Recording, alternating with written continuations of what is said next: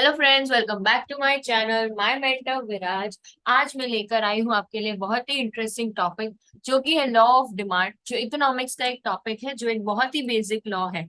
जैसे कि last time हमने देखा था इलास्टिसिटी ऑफ डिमांड।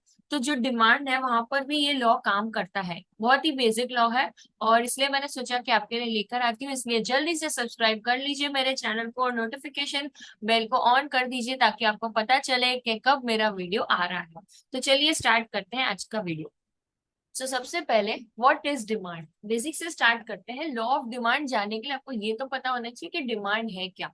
मार्केट में गए और कोई चीज मांग ली, वो डिमांड नहीं होता। ठीक है। बहुत सारी चीजें हम देखते हैं, वो डिमांड नहीं होती। डिमांड का एक प्रॉपर मीनिंग है। डिमांड यानी desire plus purchasing power plus willingness to purchase. ठीक है। फॉर एग्जाम्पल, मुझे इच्छा हुई कि मुझे पिज्जा खाना है, तो मेरे पास डिजायर है, हाँ है। परचेजिंग पावर, पिज्जा 500 रुपए का आएगा, मेरे पास 500 रुपए है, हाँ है। लेकिन फिर मैंने सोचा कि अरे पिज्जा नहीं खाते, बर्गर खाते हैं, तो वो डिमांड नहीं है। ठीक है। ये तीनों चीजें जब होगी, desire plus purchasing power plus willingness to purchase, ठीक है, तब जाके वो चीज डिमांड होगी। अगर इच्छा तो मुझे प्लेन लेने की भी हो सकती है ना। ठीक है। और मैं लेने चली भी गई, लेकिन मेरे पास परचेसिंग पावर नहीं है, तो वो डिमांड नहीं। ठीक है। विलिंगनेस टू परचेज यानी अब एक्चुअल में जा रहे हैं मार्केट में और वो चीज परचेज करने खड़े हैं। ओके। सो मैं मार्केट में गई, मैंने बोला मुझे पिज्जा दे दो और मैंने पैसे दिए, दैट इज डिमांड। मैं मार्केट में एक्चुअली उसे लेने गई, तब जाके मैं कहूंगी कि ये डिमांड है। ठीक है। So as I gave you the example कि को इन तीनों चीजों की जरूरत होनी चाहिए किसी भी चीज में, तब जाके वो डिमांड बनती है। जैसे मैंने आपको बोला कि प्लेन का एग्जाम्पल, लेकिन परचेसिंग पावर नहीं है तो वो डिजायर नहीं है। लेकिन जैसे मैंने आपको पिज्जा का एग्जाम्पल दिया, सो वो डिमांड हो सकती है। ठीक है। एज अ कंज्यूमर, हम लोग जनरली क्या चाहते हैं कि हमें कोई भी अच्छे से अच्छी चीज मिनिमम पॉसिबल दाम में सस्ते में मिल जाए। ठीक है। अच्छी चीज हो और प्राइस कम हो। ठीक है। सो इसी चीज के ऊपर लॉ ऑफ डिमांड भी बेस्ड है। Okay.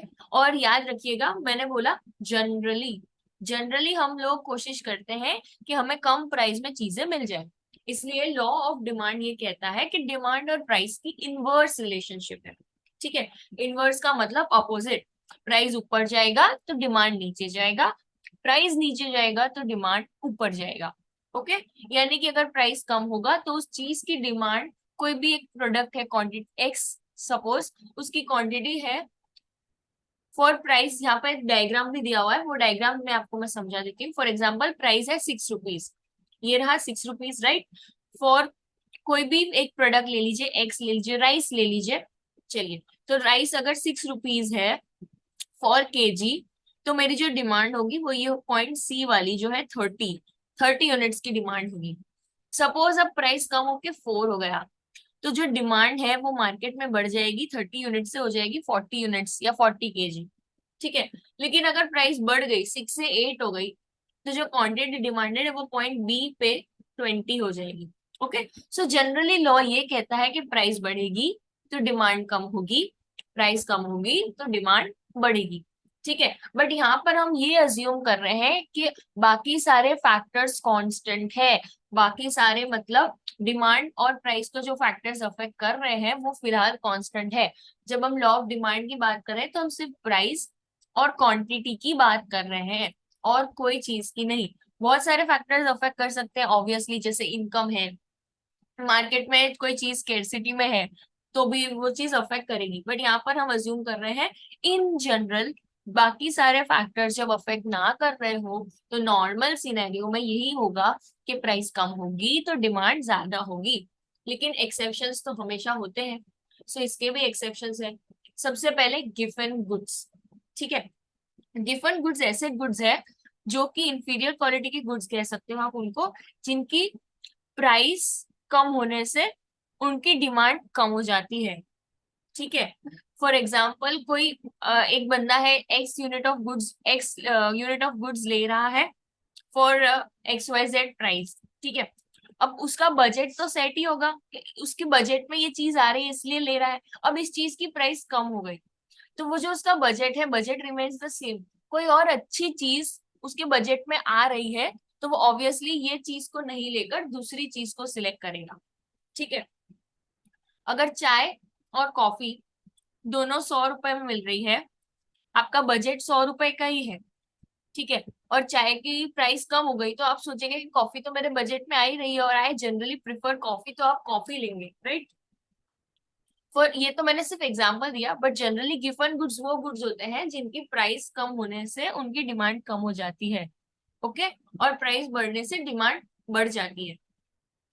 Essential goods, essential goods में ये चीज लागू नहीं पड़ती। जैसे कि अगर आप सॉल्ट का एग्जांपल ले लें, तो अगर पूरी दुनिया में सॉल्ट का प्राइस एक साथ बढ़ के 100 रुपए हो गया फॉर एग्जाम्पल, तो भी आप क्या सॉल्ट खाना छोड़ देंगे? नहीं ले, नहीं ना। आप एसेंशियल गुड्स में जो चीज आती है वो आप ऑब्वियसली लेंगे।